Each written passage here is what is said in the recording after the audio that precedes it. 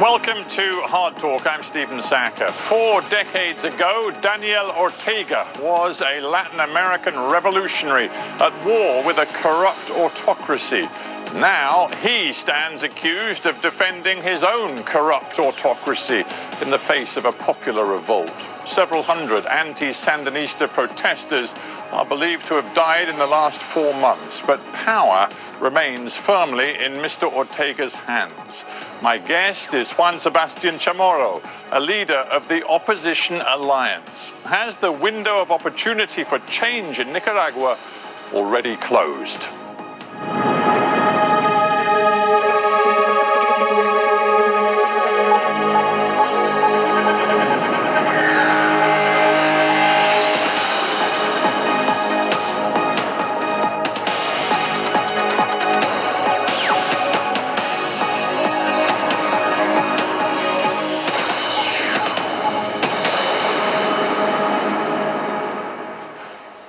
Juan Sebasti Chamorro in Managua. Welcome to Hard Talk. Thank you very much, Stephen, for having me on your program. We've been watching events very closely for the last 4 months in Nicaragua. We have seen the street protests, we've seen the violence, and we have seen thousands of Nicaraguans demanding an end to the presidency of Daniel Ortega. But I'll be honest with you, it looks as though those protests have run out of steam. Would you agree? I would not agree. I think this is a process that is going to take time. Obviously, you're talking about a dictator that has been in power for 11 years, 11 years of violations of rights to mobilize, right to speak, right to vote. And the reason why we have this national revolt against this dictatorship is because people are really tired of this situation. But obviously, you're talking about a dictator that has complete control of all branches of government, has a complete control of the National Assembly, of the Supreme Court, of the police, of the paramilitary, who are at his service, firing live ammunition to the protesters who are just defending themselves with slingshots and rocks. So we never expected this to be an easy task. We're talking about a government that has used repression in the crudest manner, and it's taking the time that it could take. We are protesting in the streets. There's so much in what you've just said. I'm sorry to butt in, but there's so much in what you've just said. I need to sort of explore it a little bit. Number one, you use the language of Ortega being a dictator, and in the recent past you've compared him directly with Anastasio Somoza, of course, the infamous dictator who was toppled in 1979 in Nicaragua. Of course, there is a fundamental difference. Daniel Ortega wins elections. He last won a thumping great majority in 2016. So this is an elected president. He is not a Somoza-style dictator.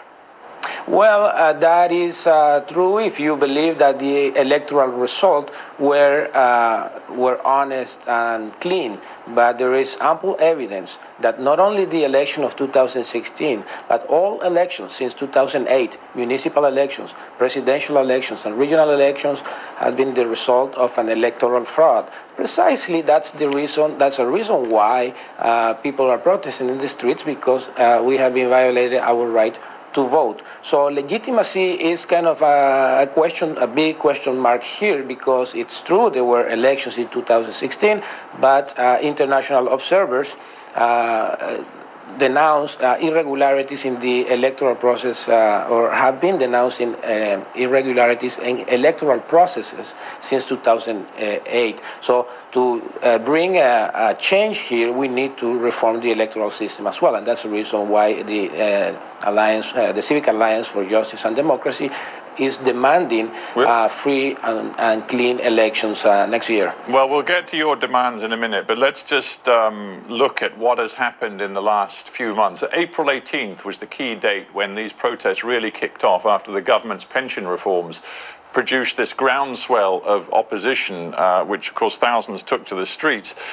But let's actually look at what has happened since. No doubt there have been egregious examples of government paramilitaries using force against protesters. But in recent months, we've also seen protesters using arms and homemade mortars against government forces, which does rather question what is happening on the streets, whether this is simply a question of civilian protesters or actually a militarized opposition.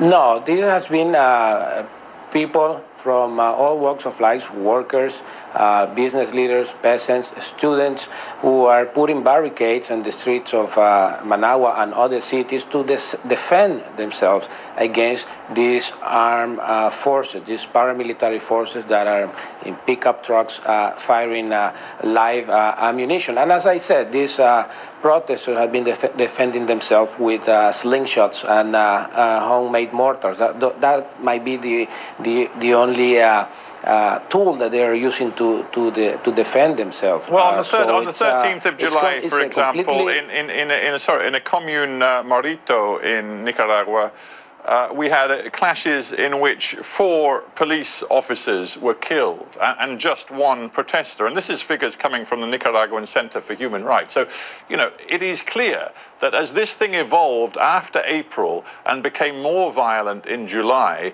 it was not just one-sided violence. Yes, there was plenty of violence coming from the paramilitaries and the people loyal to the government, but there was plenty of violence going the other way too.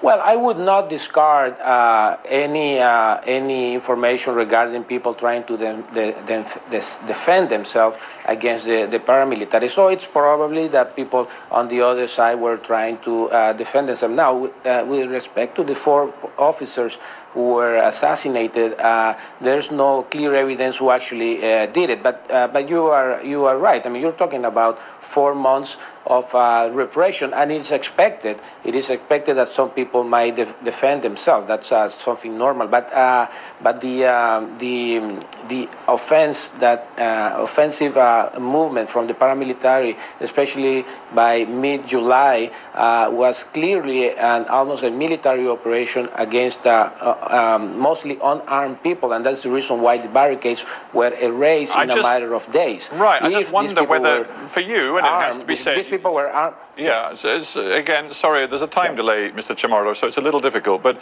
I put this to you. You know, you're an established economist. You're a leader of the Civic Alliance. You come from an elite family, a very respected, comfortable background in Nicaragua, but many of the people you've been encouraging to take to the streets are students, they're poorer people, people worried about their social security benefits, and they are the ones who are in the line of fire. And yet you keep telling them to keep up the street protests, to keep up the street action. Do you think that is really a responsible position for you to take, given what is happening on the streets? Absolutely, it is. That's the only reason and the only way that we can put pressure on the people on the streets. I myself have been on the streets. I was in the streets yesterday in a protest, and I will be on Wednesday. I mean, this is you have to understand that this is a national revolt by all kind of people, not only students and people from the working sector. This is an entire country trying to demand change. And one thing that has been fundamental in our call for protest is that they have to be peaceful. They have to be in the most peaceful manner, try to express our demands of bringing a change to the country, try to bring the democracy. So I think it's completely responsible, the civil resistance, the marches, the strikes, all kind of protests, as long as they are peaceful, to express the demands for change, I think are absolutely valid and coherent with a strategy of bringing pressure to the government to simply accept what is natural in most countries of the world, and that is having free elections. That's what I want to get to your political platform and proposals in just a second. But one last thought on the nature of the clashes right now. A very interesting letter in the Guardian newspaper in the UK, sent to the paper from a resident of Masaya in Nicaragua, saying this. He said that he had witnessed public buildings and the houses of government supporters being burnt down by protesters, shops being ransacked, businesses and banks and schools being closed because protesters had taken over the town. He said the main secondary school for more than 3,000 pupils was burnt to the ground. The police station was put under siege. Are you now, here on Hard Talk, prepared to condemn what some of the protesters out on the streets in your name are actually doing? Absolutely. We are condemning any kind of violence, whoever this violence comes from. This is not the solution to our problem. You see, we're talking about a President Ortega is very strong and on arms, so it completely doesn't make any sense at all to conduct activities, armed activities or violent actions to overthrow a president who has demonstrated that is strong with arms. So our cause is a peaceful cause. We are condemning any kind of death. If is, for example, the death of these 4 officers is clarified, we will be the first to condemn, because we believe that the loss of lives, Nicaraguans, regardless of where their position, whether they are police officers, whether they are protesters, should not occur in a country like Nicaragua for the reason that we're asking. We're just asking for freedom, for democracy, for a change, and not a single life should be lost as a result of this protest. I tell you what this reminds me of. It reminds me of the situation in Venezuela over the last 12, 18 months. We have seen a series of popular protests against the Maduro government. At times, thousands and thousands of Venezuelans on the streets, violence, loss of life, particularly among civilians, and at times a feeling that they were getting close to bringing the government down, but of course they never did. And the reason they didn't was because the security forces, including the police, the paramilitaries, and of course ultimately the armed forces, the army, stayed loyal to Maduro. And all the indications are that there is that same loyalty from the security forces to the government of Daniel Ortega. And if that's true, you cannot win. Well, that's relatively true. The first case, you are right that the armed forces, the military, were loyal to Maduro. In the case of Nicaragua, the army had decided to stay neutral, not to intervene, not to go to the streets. So that's one difference. The second one is that Venezuela is a rich country in resources, poorly managed, obviously, but it's a rich country in oil. Nicaragua doesn't have any natural resource that would allow the government to stay afloat with a huge amount of resources. That's another difference. The third difference is that we are entering into the 4th month of protests already, and the protests continue. They are large. They are all over the place. And the fourth difference is that in Nicaragua we have almost twice as much dead people as in Venezuela. And remember, Nicaragua is only a 6 million people country. That's much true. smaller That's country true. But one other Venezuela. similarity. So there's a big difference. Yeah, understood. But one other similarity you have with Venezuela is that the opposition is not coherent, not united, and doesn't have a simple message. Because if you look at your own message, you have talked about insurrection. You've compared Ortega to Somoza. You've said that, we need to rid ourselves of this dictator. But then many of the most prominent figures in the opposition are instead just saying, we need a promise that we'll get new elections sometime next year. And then you've got the Catholic Church involved, and they're calling on both sides to sort of ramp down the rhetoric and start talking seriously to each other in a more moderate way. So Nicaraguan people looking at all of this have no real idea of what the opposition's objectives are. Can you help me?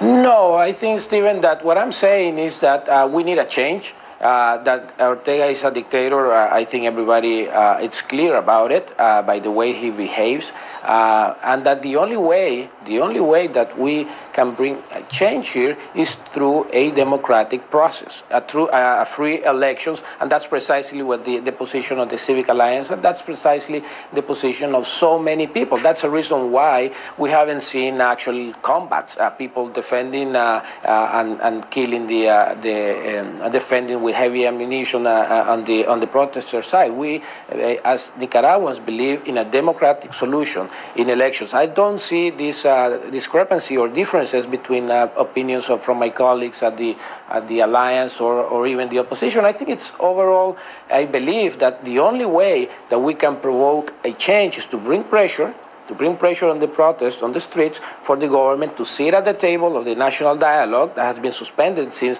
end of June, and try to convince the government that the only solution here is to continue the national dialogue and bring anticipated elections in 2019. I think that's the general demand from the Nicaraguan people. Well, you keep saying the Nicaraguan people as though they're united behind your demands, but of course they're not. You know, we all see the demonstrations mounted by the Sandinistas, the tens of thousands of people waving the Sandinista flags, talking about the achievements of Ortega. After all, you've had 4% annual economic growth for several years. You have actually the least crime-ridden, the most stable society in Central America. Compared with some of your neighbors, Nicaragua has been a relative success in recent years, and Daniel Ortega has made a point of working with the business community.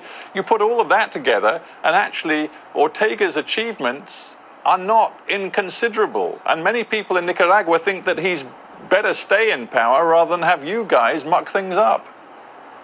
Well, I think you're right in the sense that the economic situation was moving relatively well, but everything changed, Stephen, in April. We have a completely different country now. We have the economy in ruins. We have entire sectors like tourism. 1 million people came from abroad, many from the UK and elsewhere, to visit Nicaragua. But with respect, that's in many ways your fault. You're the one who told the protesters to put the barricades up, which has ruined transportation links inside Nicaragua. You're the one who has consistently called for people to take to the streets so that we see all of these images on our TV screens of violence and instability in Nicaragua.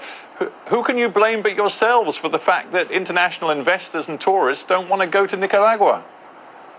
Listen, Stephen, we didn't ask anybody to put barricades on the streets. The Civic Alliance for Justice and Democracy was an organization formed after the revolt. And so in that case, I think probably you need more information about the process. The Civic Alliance was formed after the revolt as a counterpart to the government trying to find a solution. We never asked people to defend themselves against the paramilitary. They themselves did it because they saw people being killed on the streets of Managua and elsewhere. The situation of the barricades, the roadblocks, the responsible for those roadblocks is the repression that happened that occurred from the Ortega government. This was a completely spontaneous movement from all cities of Nicaragua. So the economic crisis that we're suffering is not the result of someone asking the people to put barricades on the streets. The responsible for the crisis, the economic crisis, the more than 200,000 jobs that have been lost in the last 4 months is the repression of Ortega.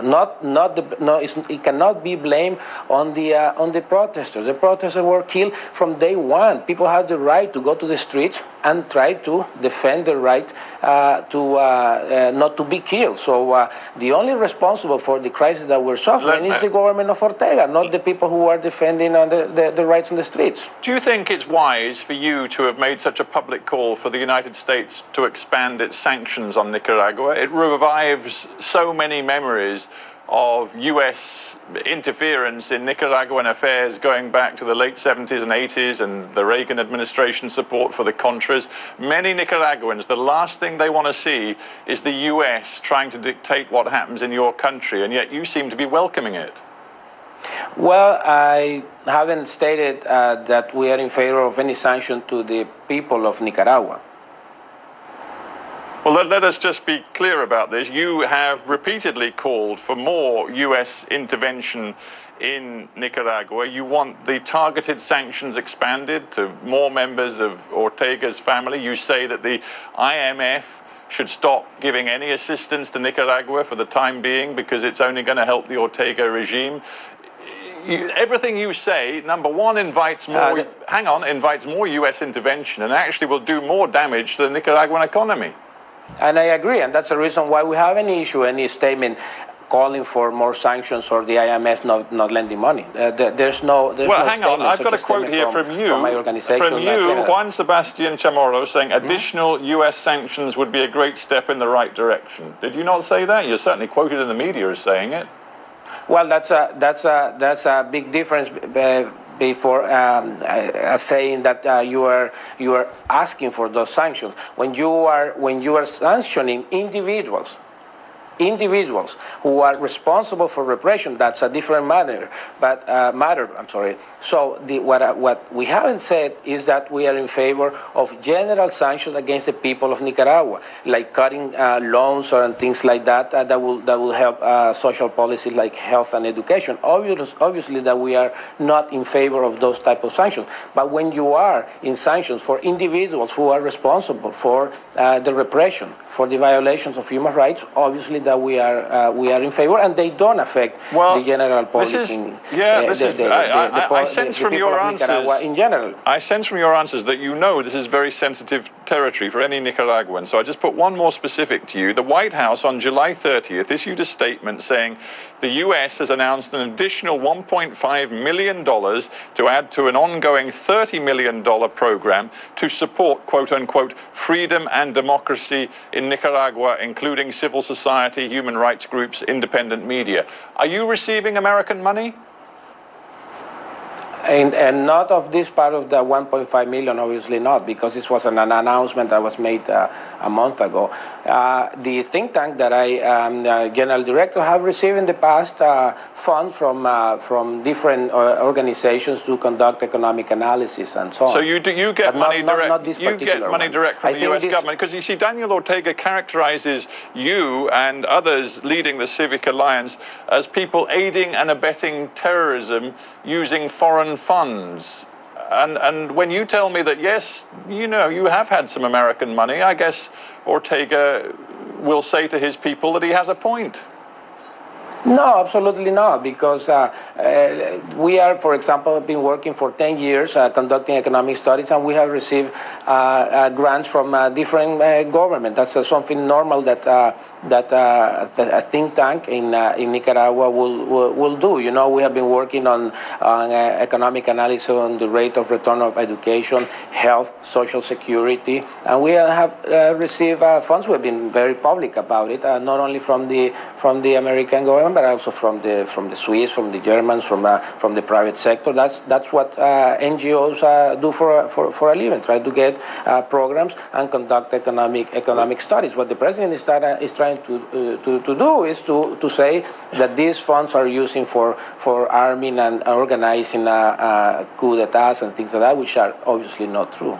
We're almost out of time. From the late 1970s through the 1980s, we saw a bitter, horrible, protracted civil war in Nicaragua. Is it possible there will be another civil war in Nicaragua? I hope not. I hope for this time, for the first time in 200 years of independence, we will pursue a democratic process that this could be solved. And that's the reason why the Civic Alliance for Justice and Democracy are seated at this table of the National Dialogue mediated with the Catholic Church. If the President Ortega wants to find a peaceful and democratic solution, I think he has still, despite the 400 people being assassinated and so on, the opportunity to try to find a solution to the problem. Juan Sebasti Chamorro, we have to end there, but thanks for joining me from Managua.